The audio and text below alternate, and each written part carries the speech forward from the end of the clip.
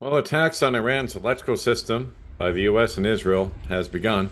As you can see here, it's pretty much blacked out in Tehran right now and Karaj after U.S. and Israeli strikes on energy infrastructure, which now Iran will retaliate in kind on the Gulf states and Israel, of course, as well.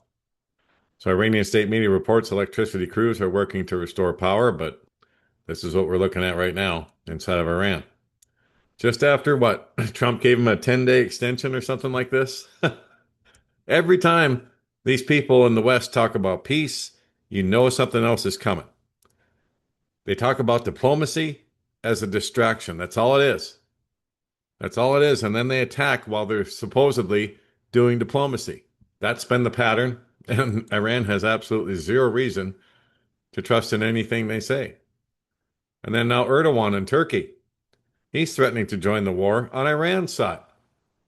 And now Turkey's issued a serious warning to the United States, Iraq, and Kurdish forces that it will take direct military action if Kurdish organizations are involved in operations against Iran, which they are, according to the information portal Turkey. So now, according to the information obtained by Ankara, with the beginning of the attacks on Iran, the Israeli intelligence service Mossad tried to negotiate with the Kurdistan Workers' Party and its Iranian wing, PAYAK. The aim was to use these groups, which Turkey considers terrorists, as ground intermediary forces in the fighting. Yeah, they were going to be used as a proxy army for the U.S. and Israel. So now, during a telephone conversation with U.S. President Donald Trump, Turkish Erdogan unequivocally opposed such a scenario. We will not listen to any stories about active processes. We will attack. You saw what happened in Syria. We will do the same here. Necessary measures will be taken at the slightest attempt to spread the war fire in the region, Erdogan said. Well, they're spreading it. I just got done showing you that they're escalating things again.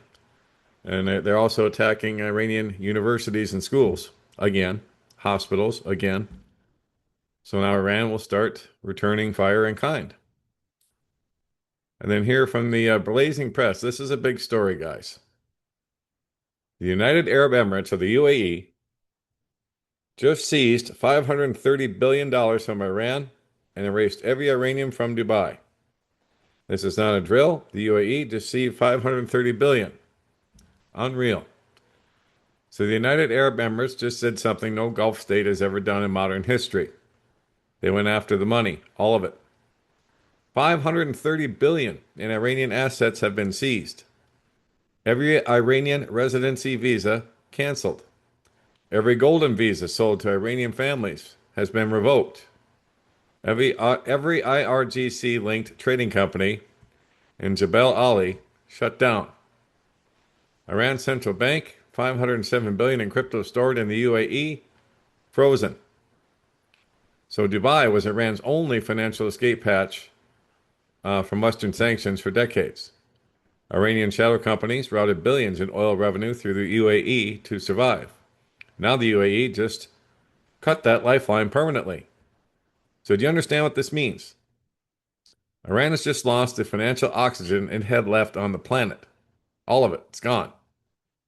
This wasn't a military strike. It was an economic execution. Now here's the devastating logic chain. UAE said on March 4th, we're not party to this war. The UAE absorbed 2,285 Iranian missiles and drones in 1 month. And they got a breakdown of it here. The UAE quietly planned a financial strike while saying they were neutral. UAE seized $530 billion, canceled all residencies, demanded reparations. And Iran this morning struck UAE's aluminum plant in retaliation. The Iran parliament speaker said, we will punish regional partners forever. So Iran's last financial lifeline is gone. Iran now has nothing left to negotiate with and nothing left to lose. Yeah, I would expect their most advanced missiles to start being launched very soon, including nuclear weapons if they truly have them. So if UAE was truly neutral, why did they seize $530 billion worth of stuff from Iran? If this was just defensive, as they claim, why cancel the golden visas of civilians who had nothing to do with this war?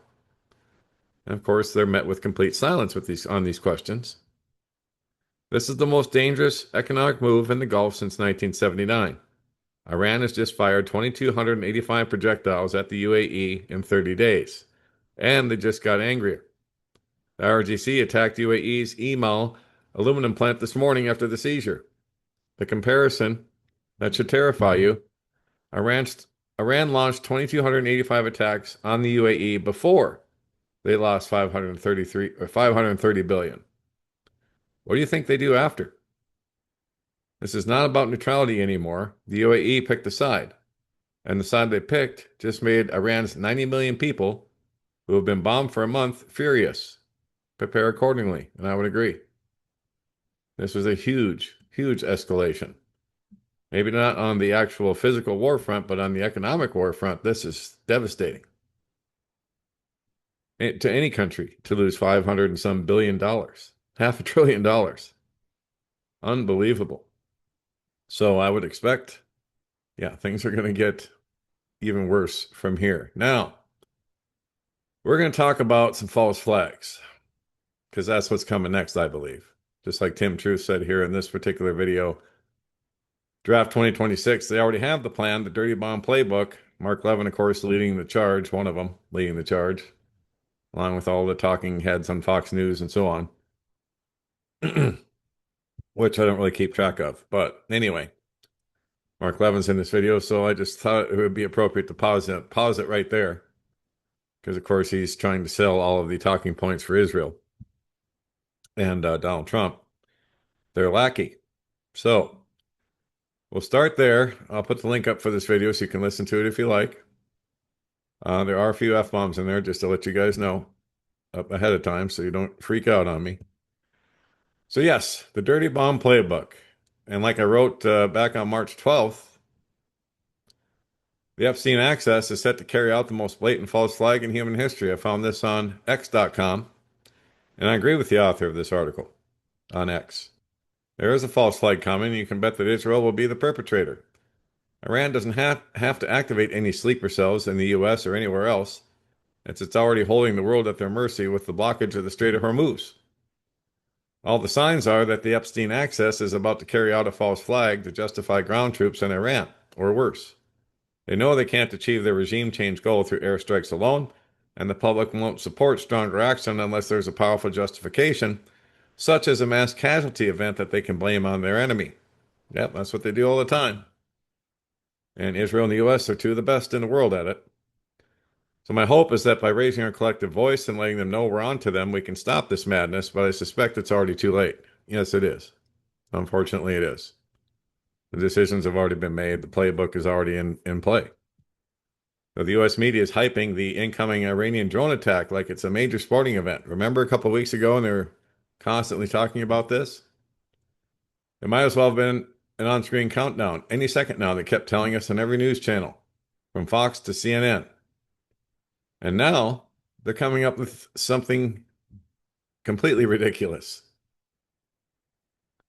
From WMDs in Iraq to Iranian nuclear vests. This is the stupid part. Nuclear vest. Really? How threat narratives shape wars. In the years after 9/11, the U.S. intelligence repeatedly warned of catastrophic terrorism scenarios, including multiple false nuclear alerts. The same playbook is being applied to Iran. Yes, it is. Now, speaking during a cabinet meeting at the White House on March 26, U.S. Vice President J.D. Vance justified the United States attacks on Iran by saying the risk of Iran using nuclear suicide vests to kill tens of thousands.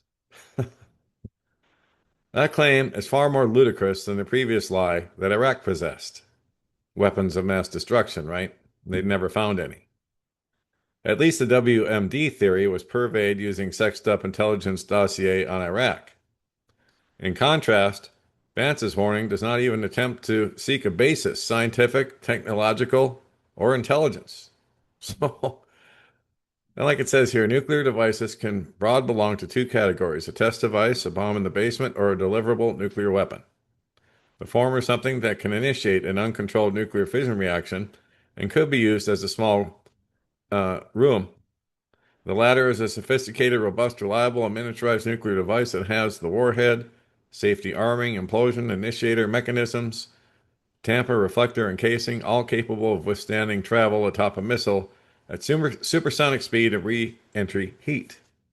And so, yeah, a lot more sophisticated than what J.D. Vance would say nuclear vests. And the sad part is that people in the Trump camp will believe him and say, oh, yeah, I guarantee you they're repeating this talking point today. They're repeating it with their families at Sunday dinner, and they're saying, well, President J.D. Vance said they have nuclear vests. They could just strap a nuclear bomb to their chest and just blow us all up in whatever city they want to. Problem is, it's not true. It's all nonsense. Experts and intelligence reports indicate that the concept of a terrorist using a nuclear suicide vest, a wearable, deliverable nuclear weapon, is a myth with no basis in scientific or engineering reality. Experts clarify that nuclear weapons cannot be miniaturized to the size of a vest.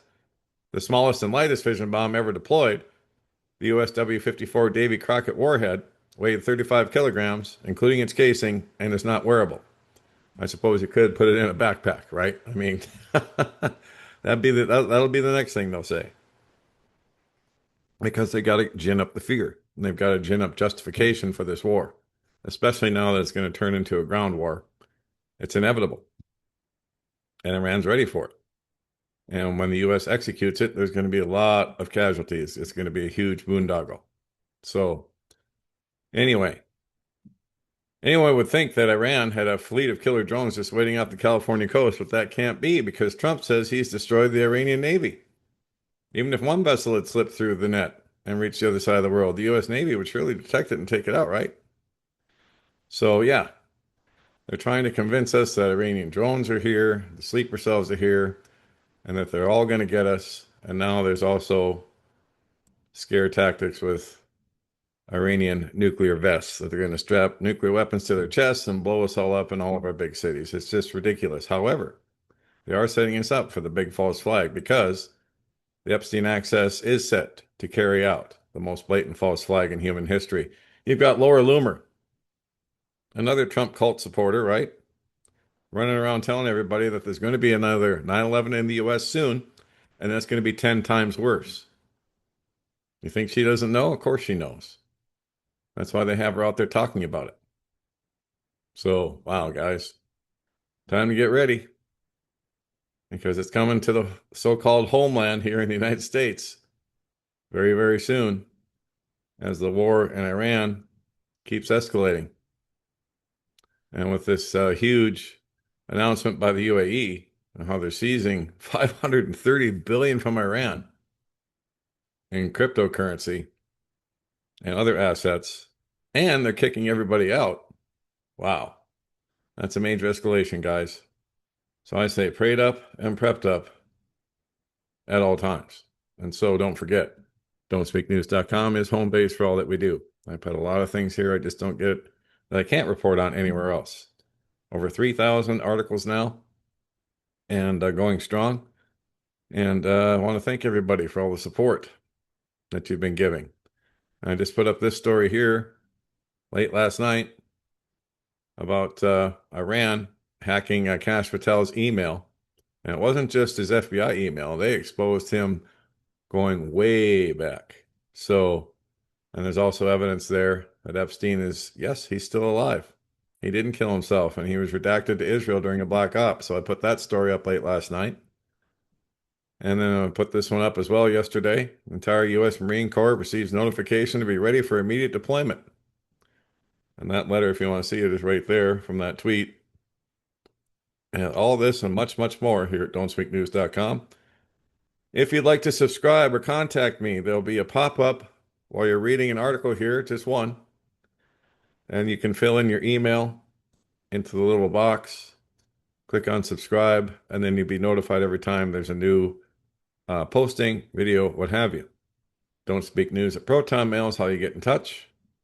Channel support, we are listener supported only. You click on this tab here and all the links to support us are right underneath it.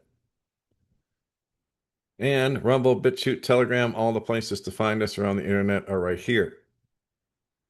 And I'm not going any further because we get kicked off of every other platform in short order. So that's it. And that will be it for this episode. God bless. Take care. Johnny Storm. Don't speak news.